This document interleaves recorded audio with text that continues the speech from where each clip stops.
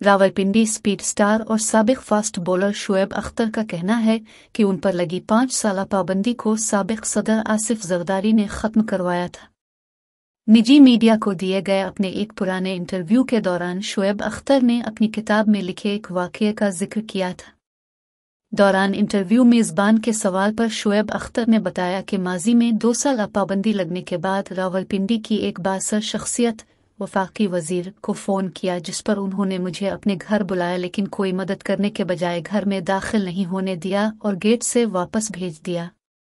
शुएब अख्तर का कहना था कि यह वाक़या मेरे लिए मदद नहीं सबक था। मैंने उन्हें इस वक्त गेट से ही इंटरकॉम पर कहा था कि आपने मुझे जलील करना था तो बुलाया क्यों। फिर मैंने उन्हें कहा था कि याद रखिएगा आप वजीर हैं, लेकिन नाम आपका नहीं मेरा ही जिंदा रहेगा, जिस पर उन्होंने कहा देखते हैं।